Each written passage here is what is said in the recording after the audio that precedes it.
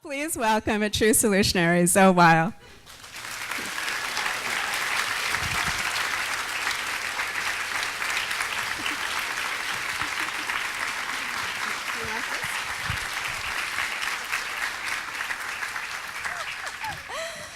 Welcome, everybody. It is a thrill to see you all here today. You know, I really wasn't going to start crying right when I started talking.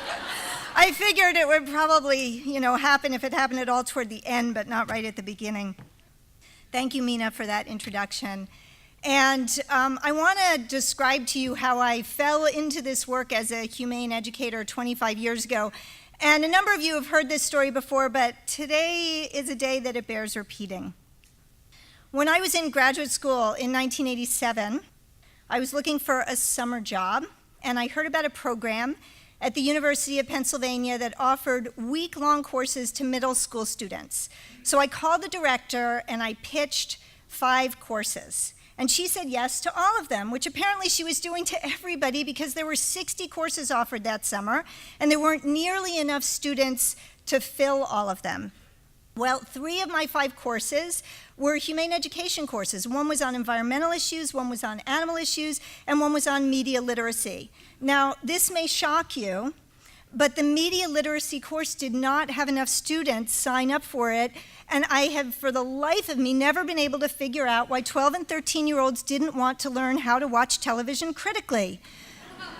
However, of those 60 courses that were offered, the animal issues course was actually the second most popular, second only to robotics, which, because I was a Star Trek fan, I could appreciate. So that week, I watched in amazement as those students in that class were transformed. They changed their habits, their behaviors, their attitudes, their diets, and what they did in their free time. One boy learning about product testing on animals on Wednesday, in which soaps and oven cleaners and other products are dripped into the eyes of conscious rabbits and force-fed to them in quantities that kill and smeared onto animals' abraded skin. He went home that night and he made his own homemade leaflets. Now, this was in 1987. Middle school students did not have personal computers. When I say he made his own homemade leaflets, I mean that he hand wrote them, each one of them. And he came into class the next day and he asked if he could hand them out, and he didn't mean to his fellow classmates. No, he meant on a Philadelphia street corner at lunch. He had been so moved by what he had learned that very day he decided he wanted to make a difference by educating others. He had become a change maker overnight. Well, that was the summer that I realized that I'd found my life's work as a humane educator. Now, when I was in college, I had a friend who was a medical student. And one day he said to me that he thought that being a physician was the most noble profession. And I remember feeling a little tweaked when he said that, a little irritated. And I think part of that was because I'd actually gone to college pre-med and quickly abandoned the path, so now I wasn't living the most noble profession dream.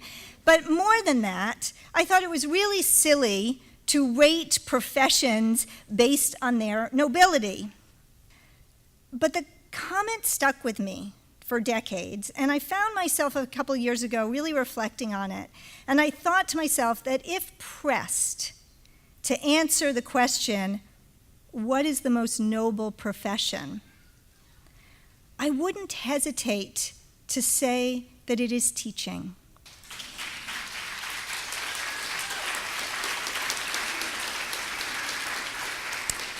More than any other field or profession, educators hold the future in their hands. Will the future be bright? Will it be one that is just and peaceful and sustainable? The answer to that question will lie more with teachers than with any other professionals. Thoreau once said, "There are thousands hacking at the branches of evil to one that is striking at the root." The education of children is the root system underlying all other systems. And while it is still critically important that we work to put out the fires of injustice and the fires of destruction and the fires of cruelty, there is little that is more efficient and effective than preventing those problems to begin with, and education is prevention, and humane education, I believe, is the root solution to all of the challenges that we face in the world.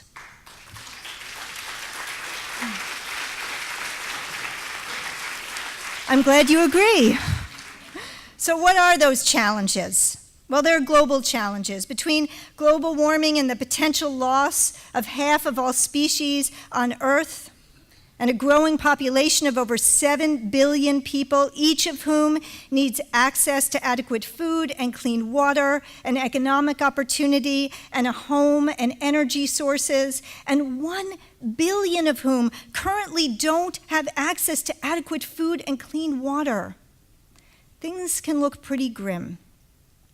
And then there is the shocking reality that we are brutally killing 1 trillion, and that is with a T, animals every year for food, mostly in the oceans that we are decimating.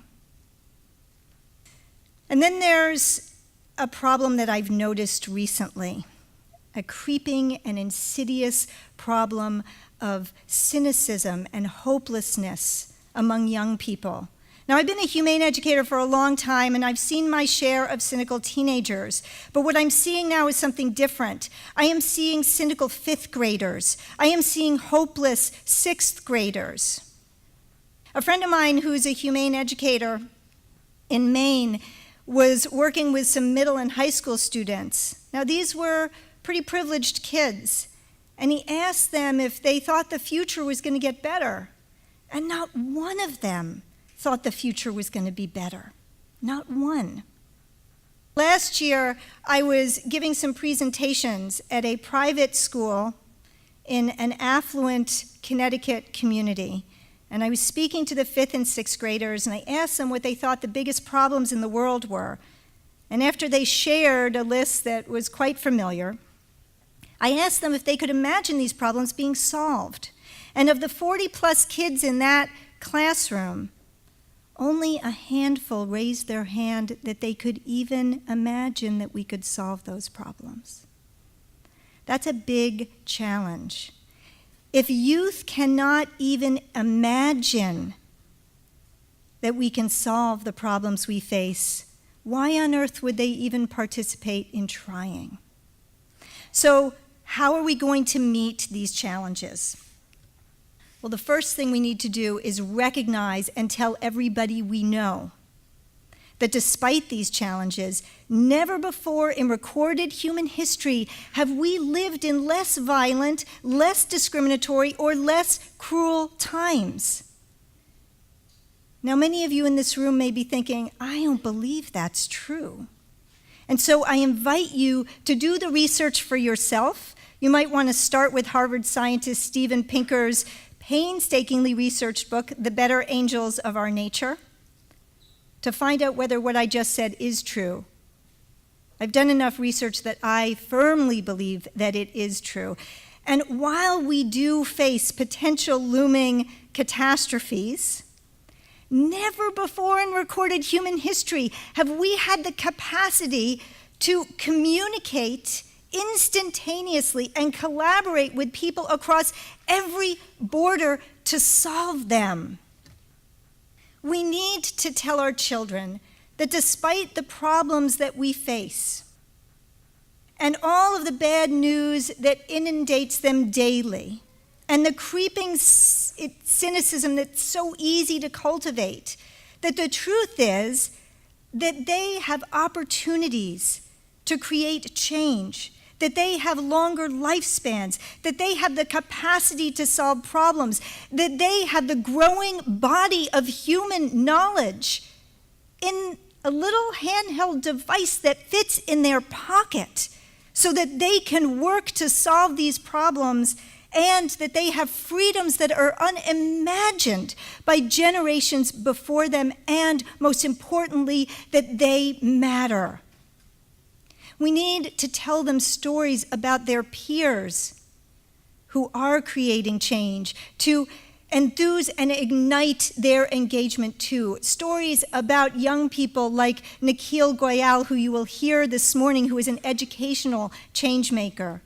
Stories like the story of Dylan Mahalingam, who lives in New Hampshire and whose youth organization has mobilized 3 million kids around the world to work on the UN's Millennium Development Goals.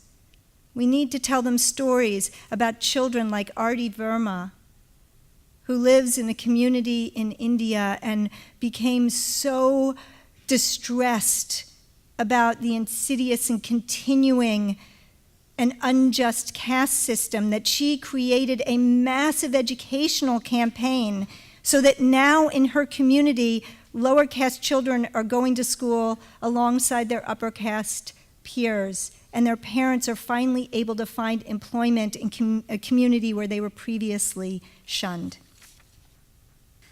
Finally, and most importantly, we need to embrace and promote a bigger purpose for schooling than the one that exists today. Now, okay, please clap for that. If you go to the United States Department of Education website and you click on the mission statement, you will read this, that the mission of the United States Department of Education is to promote student achievement and preparation for global competitiveness. Really? Is that good enough? Is that good enough given the problems that we face in the world? Is that worthy of our children's great minds and their big hearts and their threatened future? I don't think so. It's simply not a big enough goal for our kids and for our world. What we believe at the Institute for Humane Education is that the goal for schooling should be to provide all students with the knowledge and the tools and the motivation to be solutionaries for a better world for all people, all species, and for the ecosystems which sustain all life. If we don't embrace that kind of purpose for education, what is the likely outcome of our current purpose of preparing students for global competitiveness? The likely outcome is that our graduates will simply perpetuate and may even escalate the global problems that we face. So what should schooling look like? What should all education look like? Well, the core competencies of verbal and mathematical and scientific literacy ought to serve the goals of creating a just, peaceful, and sustainable future. They shouldn't be just ends in themselves. We need to see solutionary schools proliferate. And this afternoon, you're going to get to hear from several of our students in our graduate program who are working to launch the very first solutionary school right here in New York City.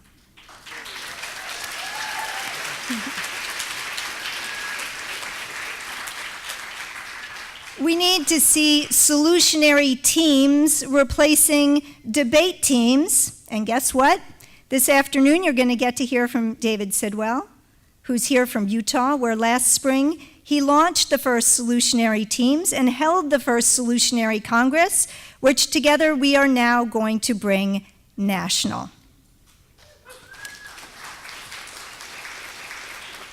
We need to have multidisciplinary learning that is focused on core topics like food and water, and security and protection, and energy, and transportation, and buildings and production. We can't live without those things, but we need to learn how to produce all of them sustainably and ethically. what better place to do that within our classrooms? And finally, we need most of all for education to be ensuring that students are passionate, lifelong learners. We are living in times where information is coming at us so quickly, and the body of human knowledge is growing so fast that it no longer makes sense for us to think of education as the imparting or the giving of a certain body of knowledge. What our students need to be able to do is to inquire for the rest of their lives. Our students need to be able to think critically and creatively. Our students need to be able to collaborate, to work together. They need to be able to find knowledge for themselves and have the tools to do so, so that they can distinguish opinion from fact and truth from fiction and false information from true information and pseudoscience from real science. They need those skills more than anything else so that they will, for the rest of their lives, employ what I like to call the 3 I's of inquiry, introspection, and integrity. Inquiry, so that they ask always about the effects of their choices. Introspection, so that they inquire about the place where their values and the new information that they are acquiring meet, so that they can live with integrity, so that they can walk their talk, so that they can live according to their values. That needs to be what happens in every educational setting. Now, not only would this sort of education be effective and lead to a generation able to solve our grave challenges, however, that would also be the greatest gift for all of us in this room to be able to impart. There is little in this world that I have found that is as heartening and rewarding and exciting as being a humane educator. Here's what happens when you're a humane educator: when you inspire others to examine their deepest values and live accordingly, when you provide them with the tools for inquiry and knowledge so that they can make informed choices, when you ignite their curiosity, creativity, and critical thinking capacities, and when you help them to become solutionaries. You watch the light go on in eyes that have been dulled. You see enthusiasm take hold and problems get solved. You watch the infectious passion for learning and doing good in the world spread like wildfire. And sometimes you find out that a course that you taught changed somebody's life. And sometimes you get a letter like the one I'm about to read to you. Spending that week with you was the most inspiring 5 days of my life so far. You made me realize just how much one person can do to help the world and how much more you can do by educating others. I've already started teaching my parents. It really feels good to know that I can take sometimes simple and sometimes complex actions to save a life and our world. Thank you so much for this opportunity. I will carry that week with me for a lifetime. So, when you get letters like that, allow yourself to feel good for 5 or 10 minutes, and then recognize that letter for the message it really sends, which isn't very good. That letter to me is more a reflection of the failures of education than it is a reflection on how good we humane educators may be at our job. Because truthfully, spending a week with any of us should not be the highlight of any teenager's life. That girl's whole education should have been inspiring. All of her teachers should be humane educators, infusing their curricula with relevancy and meaning for today's world, no matter what subjects they teach, so that no child ever doubts for a moment that they had the capacity and the responsibility to contribute to a better world. Now, in the mid-1990s, after I'd been a humane educator for about a decade, and I'd witnessed its tremendous power to create change, I realized how important it was that there were more of us. So in co-founding the Institute for Humane Education, our goal was to give other people the tools that the handful of us comprehensive humane educators had acquired. And so we launched the first certificate and graduate programs in humane education. We started doing workshops all across the US and Canada. We later began offering online courses and have free downloadable activities, hundreds of them, on our website to help this movement grow. And indeed, this movement has grown. And I believe that today will mark a turning point in the humane education movement when a comprehensive humane education conference was offered at NYU on the International Day of Peace and sold out by the early registration deadline so that a room twice the size had to be secured and then sold out again, with people from all across the US and Canada and from the farthest points around the globe all coming together to bring this growing field of study, this growing educational movement to a tipping point. I believe that today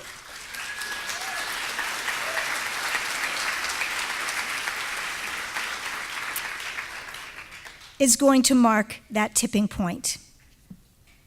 And those of us who have been humane educators for decades as visiting teachers and after-school instructors and camp counselors and educators at nonprofits are now joined by teachers in classrooms around the globe, by professors in colleges everywhere, by educational changemakers, by school administrators, by parents, even by legislators who now believe, as we have believed for many years, that educating a generation of solutionaries must become the very purpose of education.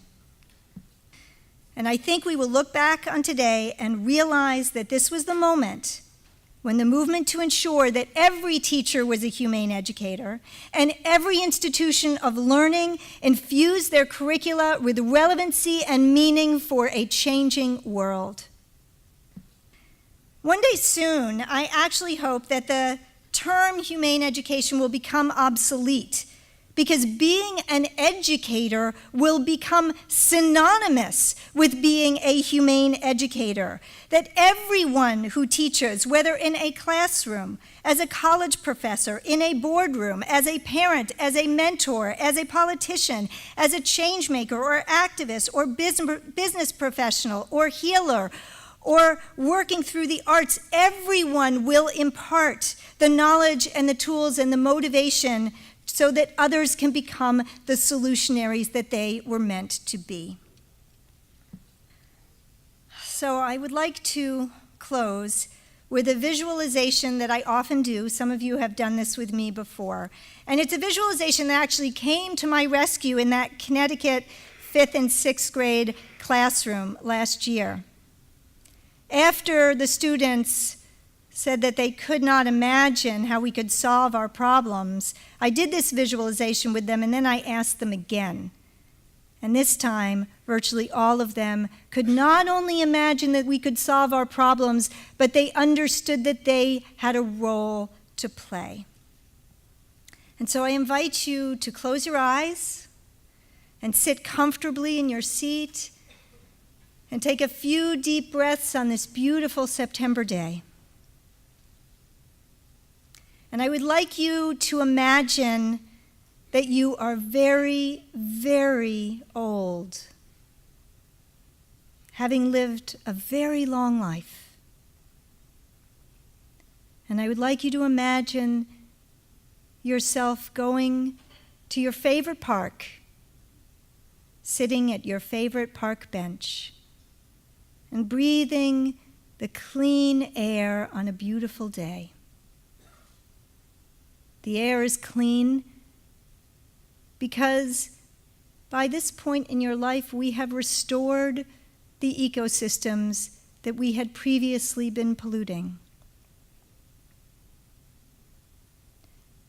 In this future, nobody lives in poverty. Nobody goes to bed hungry or without water because they had no choice. In this future, we still have conflicts. We're still human.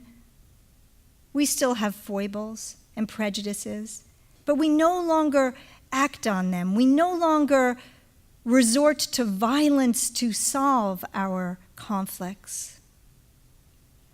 And in this future, we treat other species with respect, with compassion, and with kindness. It's not a perfect world, but we've come a very, very long way. While you're sitting there, a young child comes up and sits down next to you and starts to talk to you. This child has been studying history in school and learning about much darker times, times when we polluted our world, times when we treated each other and other species with violence and cruelty and injustice. And this child is trying to understand how things changed and is asking you all sorts of questions. Finally, this child asks you a last question. What did you do to help bring about this better world? The child asks you. What role did you play? How would you like to be able to answer that child? What will you say you did?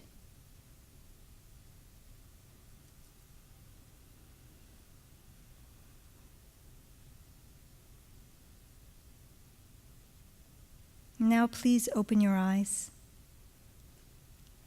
and go out and do whatever it is that you said to that child, and ponder that question today and hopefully for the rest of your life.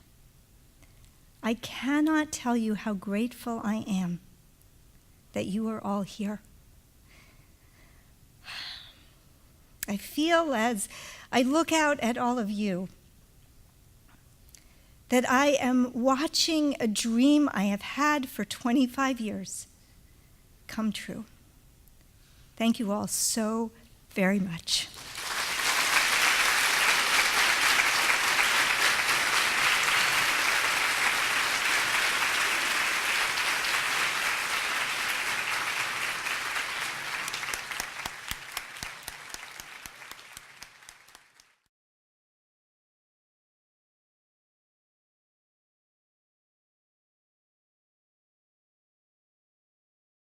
Educator 25 years ago. And a number of you have heard this story before, but today is a day that it bears repeating. When I was in graduate school in 1987, I was looking for a summer job, and I heard about a program at the University of Pennsylvania that offered week-long courses to middle school students.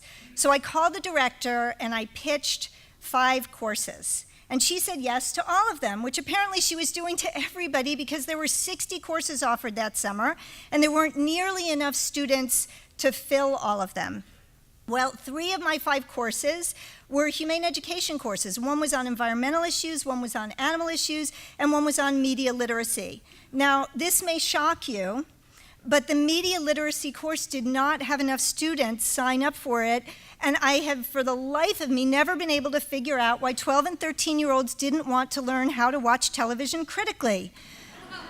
However, of those 60 courses that were offered, the animal issues course was actually the second most popular, second only to robotics, which, because I was a Star Trek fan, I could appreciate. So that week, I watched in amazement as those students in that class were transformed. They changed their habits, their behaviors, their attitudes, their diets, and what they did in their free time. One boy, learning about product testing,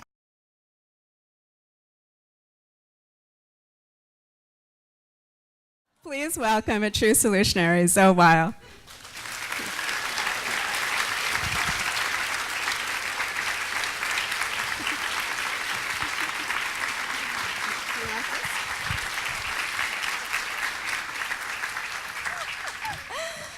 Welcome, everybody. It is a thrill to see you all here today. You know, I really wasn't going to start crying right when I started talking. I figured it would probably, happen if it happened at all toward the end, but not right at the beginning. Thank you, Mina, for that introduction.